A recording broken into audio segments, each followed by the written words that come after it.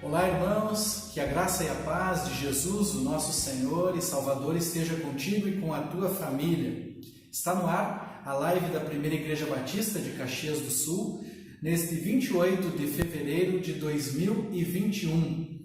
A nossa primeira live aqui, o nosso primeiro culto online via Facebook e YouTube, desse ano de 2021. Tivemos um período aí de férias das redes sociais, tivemos um período muito abençoado, com cultos presenciais, e veio esse tempo aí da bandeira preta. Temos que ter um cuidado ainda maior, e nós que cremos no Senhor, nós acreditamos que o melhor cuidado é orarmos uns pelos outros e depois vigiar, seguindo todos os protocolos dos quais nós aí já bem sabemos como devemos seguir. Então, cuide-se, cuide da sua família, cuide dos seus amigos, cuide dos seus irmãos e continue orando, que esta certamente é a melhor maneira que nós temos, ou a melhor arma que nós temos para enfrentar todos esses desafios, meus irmãos, que nós estamos enfrentando neste tempo.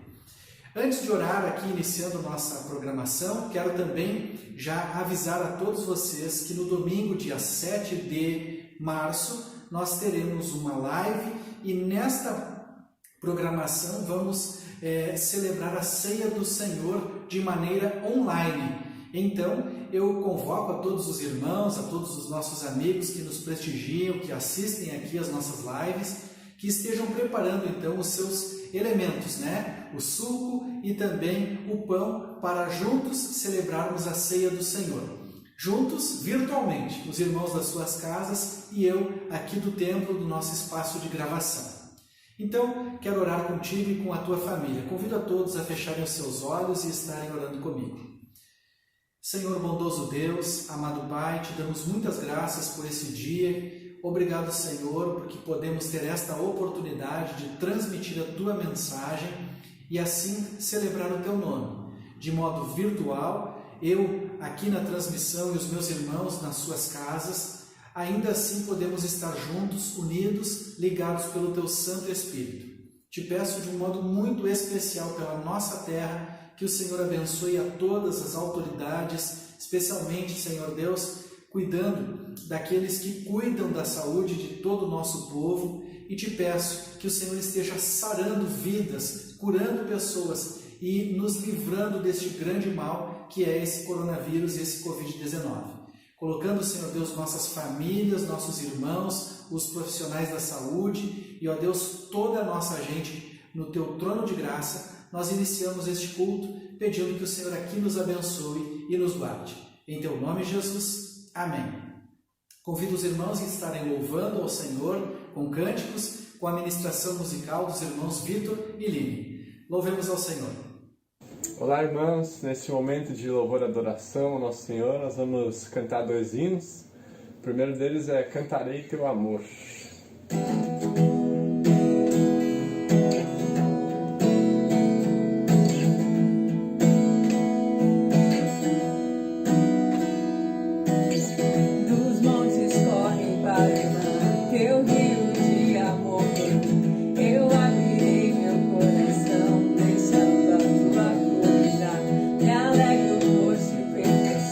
Levantarei as mãos, o teu amor me alcançará.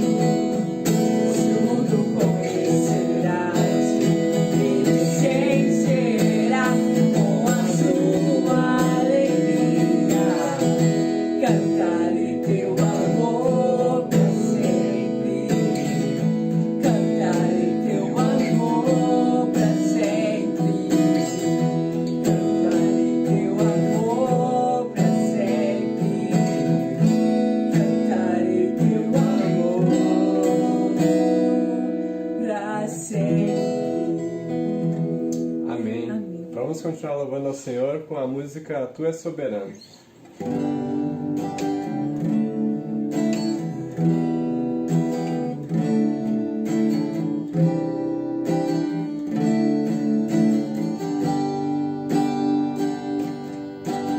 Tu és soberano sobre a terra, sobre os céus, tu és Senhor.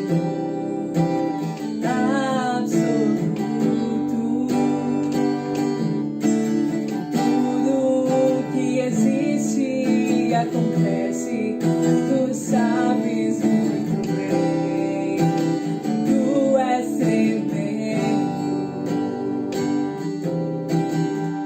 tu és soberano sobre a terra, sobre os céus, tu és Senhor absoluto.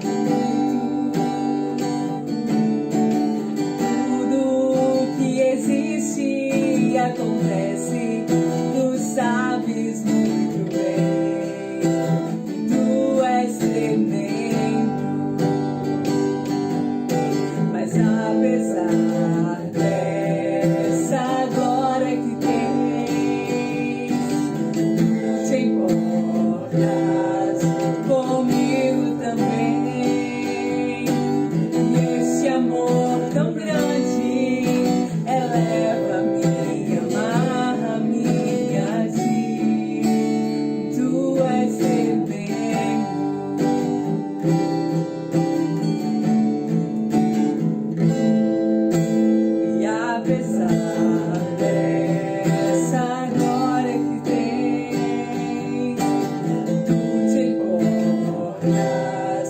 comigo também, e esse amor tão grande eleva a minha a ti, tu és tremendo,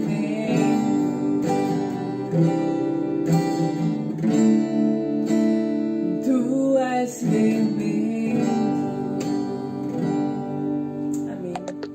Que maravilha podermos louvar ao Senhor e engrandecer o seu nome cantando, não é, meus irmãos?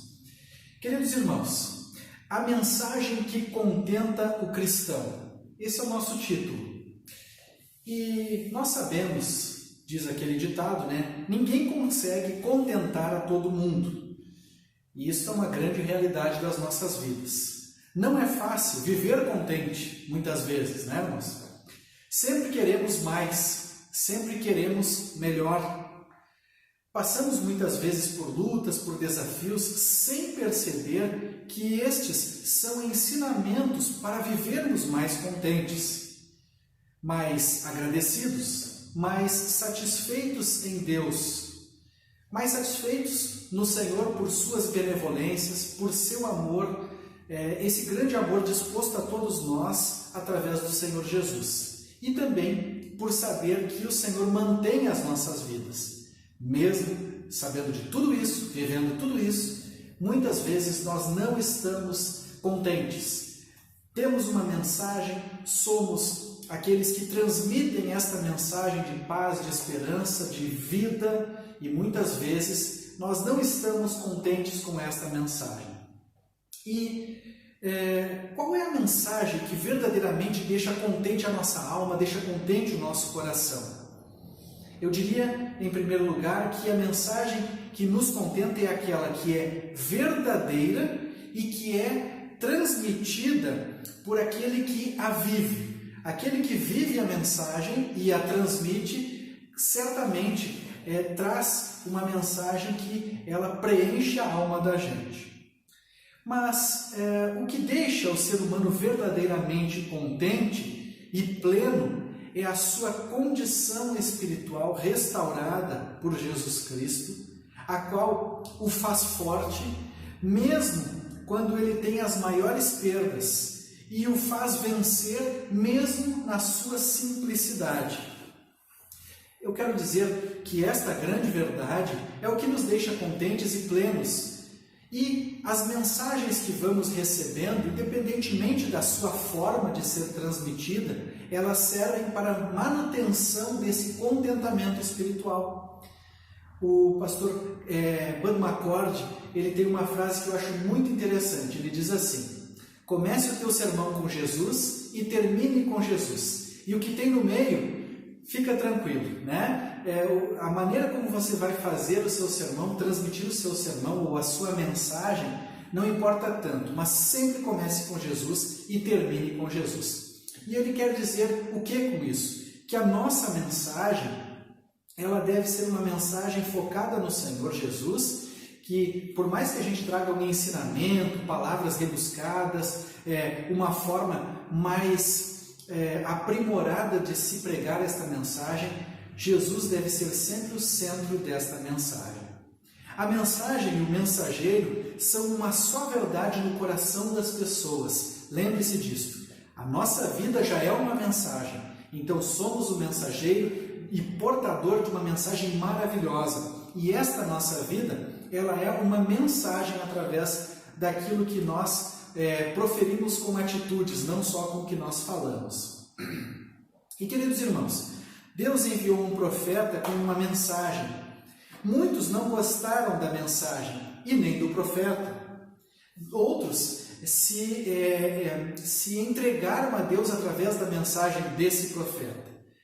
Logo depois que esse profeta estava terminando o seu ministério, Deus enviou o seu filho com uma mensagem, ou praticamente simultaneamente, né? Jesus veio trazendo a sua mensagem de poder para salvar, e também muitos não gostaram da mensagem e também não aceitaram a sua salvação. E, obviamente, outros aceitaram, e através do coração aberto desses primeiros que aceitaram a mensagem de Cristo, e também do profeta que foi o seu antecessor, João Batista, através da vida dessas pessoas como mensageiros do Senhor, o Evangelho chegou até a mim e até a ti. E eu te convido então a abrir a sua Bíblia aí na sua casa ou acompanhar na nossa transmissão a leitura de Lucas capítulo 7, dos versículos de 18 a 35.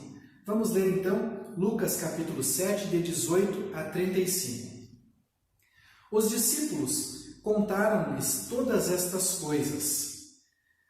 Chamando 2 deles, enviou-os ao Senhor para perguntarem: és tu aquele que haveria de vir, ou devemos esperar algum outro? Dirigindo-se a Jesus, aqueles homens disseram: João Batista nos enviou para te perguntarmos: és tu aquele que haveria de vir, ou devemos esperar algum outro? Naquele mesmo momento, Jesus curou muitos que tinham males, doenças graves e espíritos malignos, e concedeu visão a muitos que eram cegos. Então ele respondeu aos mensageiros: voltem e anunciem a João o que vocês viram e ouviram. Os cegos veem, os aleijados andam, os leprosos são purificados, os surdos ouvem, os mortos são ressuscitados, e as boas novas são pregadas aos pobres. E feliz é aquele que não se escandaliza por minha causa. Depois que os mensageiros de João foram embora, Jesus começou a falar à multidão a respeito de João. O que vocês foram ver no deserto? Um caniço? Um homem vestido de roupas finas? Ora, os que se vestem de roupas esplêndidas e se entregam ao luxo estão nos palácios. Afinal, o que vocês foram ver? O que foram ver? Um profeta? Sim, eu lhes digo, e mais que profeta. Este é aquele a respeito de quem está escrito: enviarei o meu mensageiro à tua frente. Ele preparará o teu caminho diante de ti. Eu lhes digo que entre os que nasceram de mulher não há ninguém maior do que João. Todavia, o menor no reino de Deus é maior do que ele. Todo o povo, até os publicanos, ouvindo as palavras de Jesus, reconheceram que o caminho de Deus era justo, sendo batizados por João. Mas os fariseus e os peritos da lei rejeitaram o propósito de Deus para eles, não sendo batizados por João. Aqui posso, pois, comparar os homens desta geração? Prosseguiu Jesus. Com que se parecem? São como crianças que ficam sentadas na praça e gritam umas às outras. Nós lhe tocamos flauta, mas vocês não dançaram. Cantamos um lamento, mas vocês não choraram. Pois veio João Batista que jejua e não bebe vinho, e vocês dizem, ele tem demônio. Veio o Filho do Homem comendo e bebendo, e vocês dizem, aí está um comilão e beberrão, amigo de publicanos e pecadores. Mas a sabedoria é comprovada por todos os seus discípulos. Então, irmãos, este texto nos sugere uma pergunta interessante. Qual é a mensagem que traz contentamento ao cristão? E a partir disto resulta no contentamento da alma das outras pessoas. Uma vez que o cristão já tem uma mensagem, que é o Evangelho de Cristo, e suas atitudes, sua vida já é uma mensagem, qual é a mensagem, então, que traz contentamento tanto para ele quanto para aquele que vai se tornar cristão a partir da sua vida, né? Em primeiro lugar, eu diria que a mensagem que traz contentamento é aquela que mostra a profundidade da obra de Jesus. Os discípulos de João ficaram impressionados com o que Jesus estava fazendo. Vemos isto no verso 18. Mateus, ele menciona no capítulo 11, verso 2, que João já estava preso. Isto é confirmado por Flávio Joséfo, o grande historiador judeu. Ele relata que João estava preso em Maqueiros, uma fortaleza ao leste do Mar Morto. E o que os discípulos relataram? No capítulo 7 de Lucas, eles falaram para João a respeito da cura do escravo do centurião e também da ressurreição do filho de uma viúva. Jesus ressuscitou o filho desta viúva e o entregou para sua mãe são e salvo. E isto foi notório a todas as pessoas.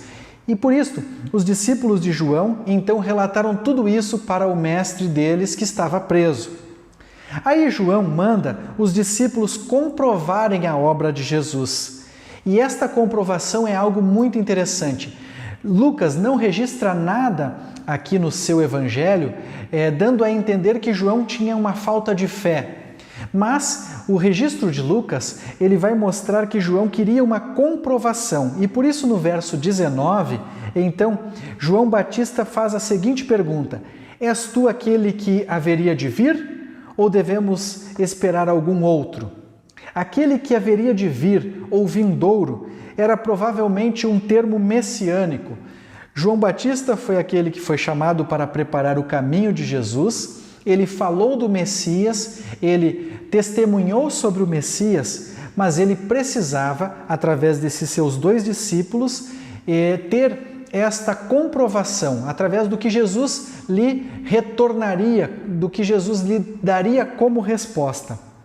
Ele manda 2 discípulos, que era o número mínimo de testemunhas para se estabelecer um fato em um processo judicial. 2 pessoas, então, comprovariam aquilo que Jesus iria dizer para João.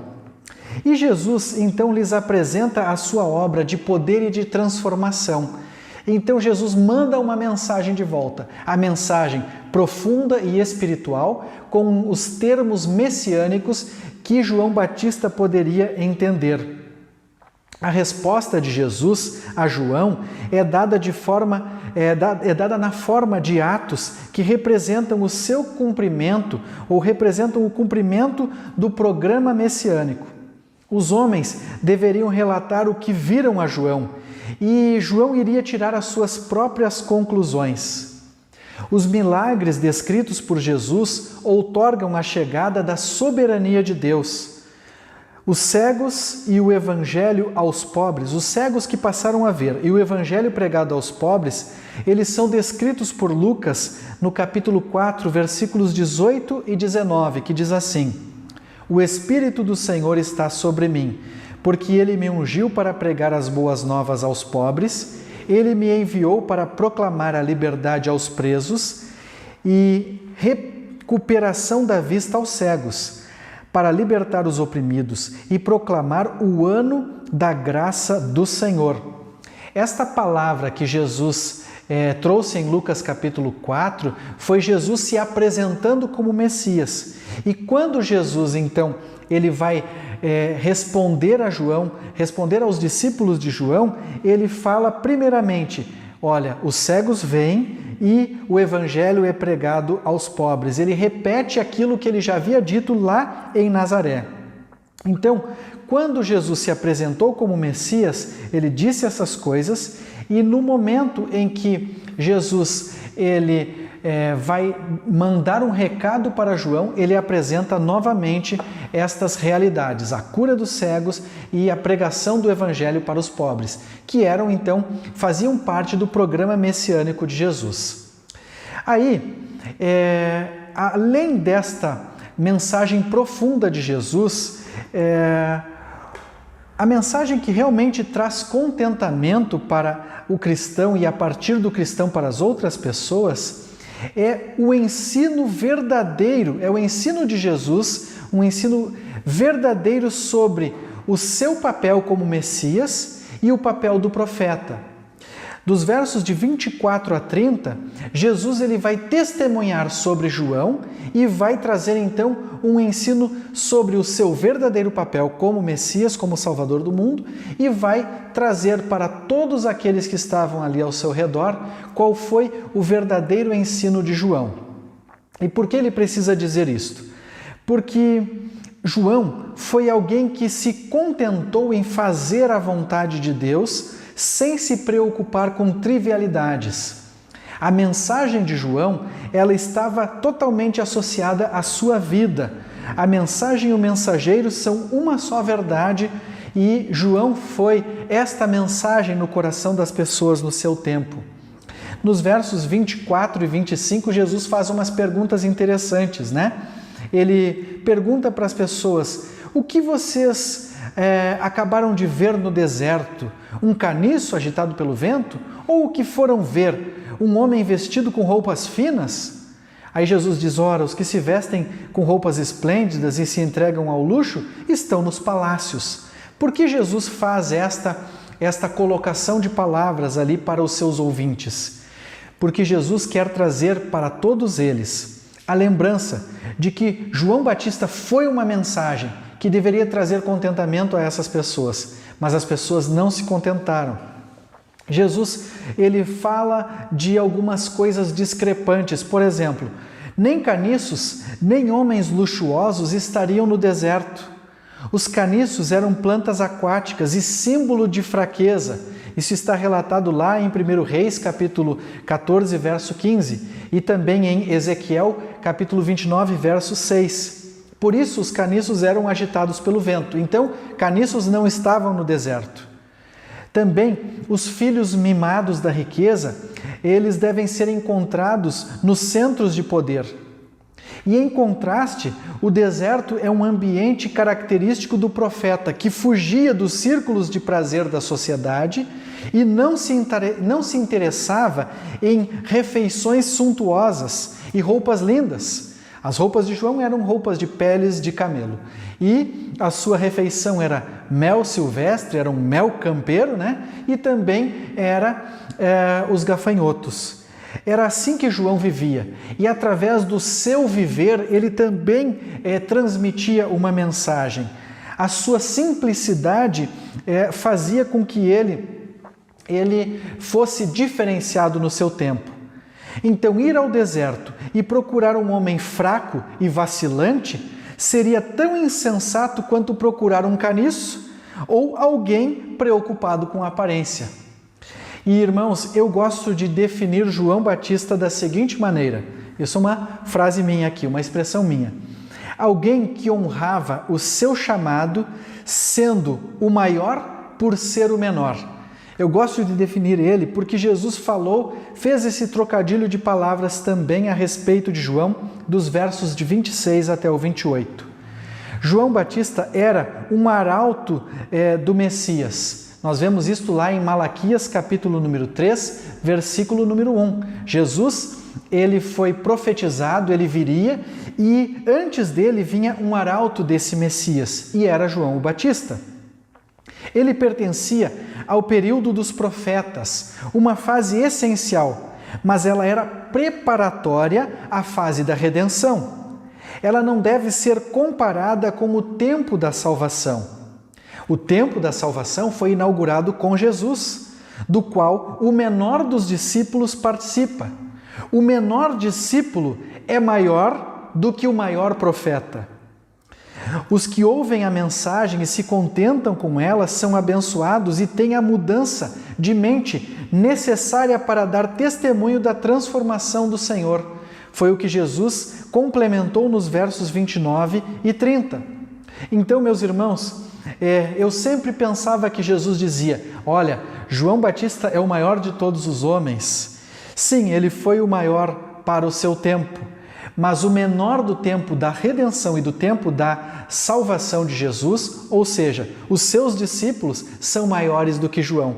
Jesus estava dizendo, com outras palavras, aquele tempo de profecias no qual João foi o maior, este tempo ele não pode ser comparado com o tempo da redenção e da salvação.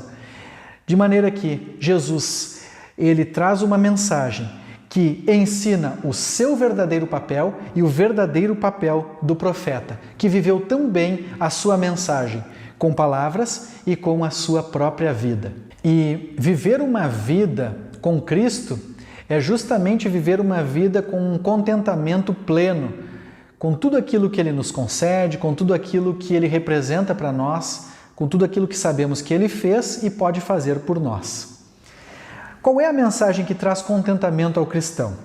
Aquela que mostra a profundidade da obra de Cristo, aquela que nos faz enxergar o ensino verdadeiro do Messias e também o ensino verdadeiro de todos os profetas, especialmente desse profeta aqui, João Batista, o qual mencionamos no texto. E, em terceiro lugar, a mensagem que traz contentamento é aquela que nos faz vivermos satisfeitos espiritualmente. E aqui nós podemos ver Jesus, ele expõe o perigo do descontentamento ou da insatisfação espiritual. Então, em terceiro lugar, a mensagem que traz contentamento ao cristão é aquela que nos faz refletir a respeito da nossa satisfação espiritual. Dos versos de 31 até o 35, nós vemos ali Jesus relatando que haviam pessoas que não se contentaram com a mensagem de João e não se contentariam com a sua mensagem.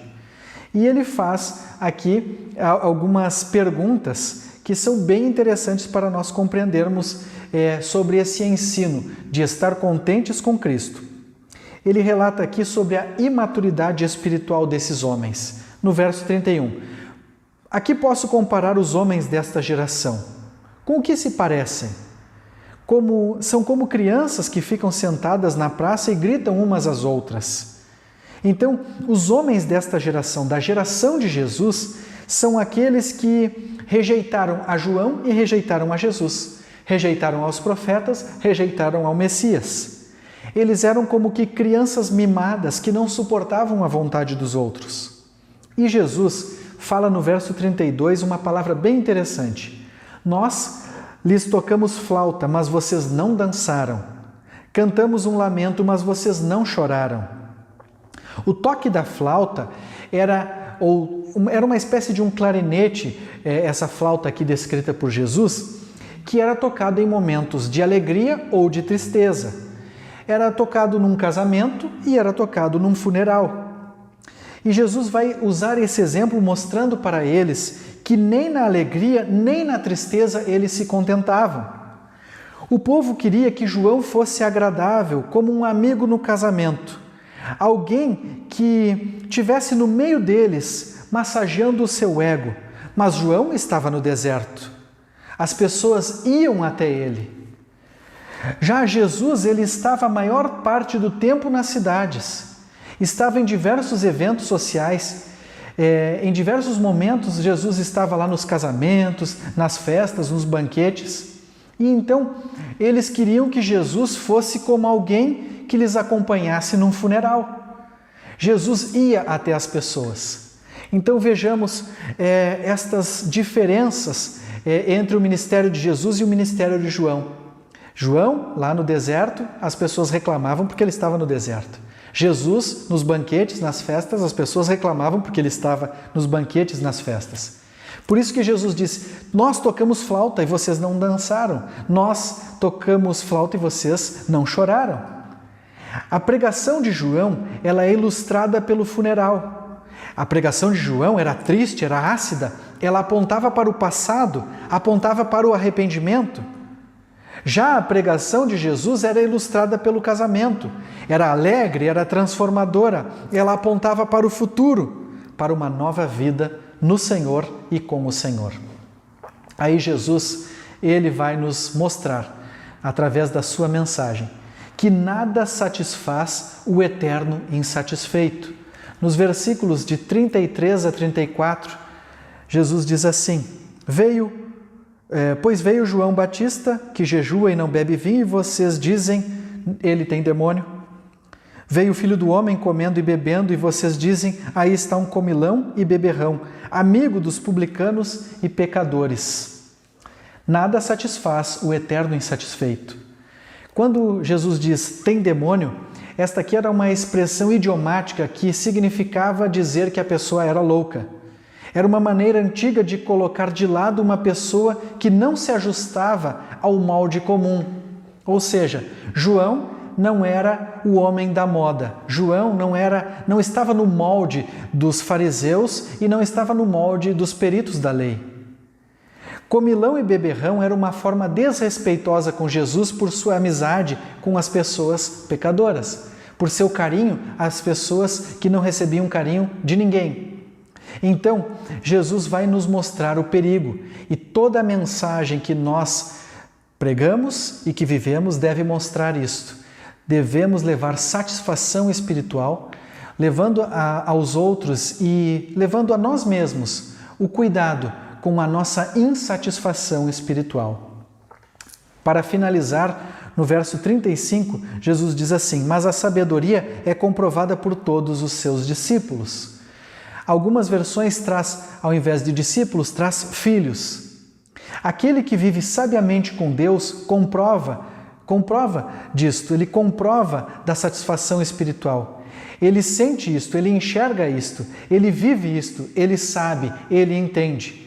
E é isto que Jesus está querendo dizer. A sabedoria é comprovada por seus filhos, os seus discípulos. A sabedoria é comprovada por aqueles que são filhos ou discípulos do Senhor. Eles conseguem discernir e aceitar aquilo que vem do Senhor. E esta é a mensagem que contenta o cristão verdadeiro e que a partir dele contenta aos demais. Eu quero concluir a mensagem, meus irmãos e meus amigos. O Senhor Jesus, ele aproveitou a pergunta de João para ensinar a todos a respeito da sua obra, a qual foi precedida pela pregação de João. A sua obra era profunda e espiritual, e o profeta preferiu esta espiritualidade em detrimento da trivialidade. Ele teve uma vida excêntrica aos olhos do povo, que não se satisfez com o seu jeito nem com a sua mensagem. Jesus instalou o reino de Deus e muitos também não ficaram satisfeitos com ele, apesar dele ter um jeito diferente do seu antecessor.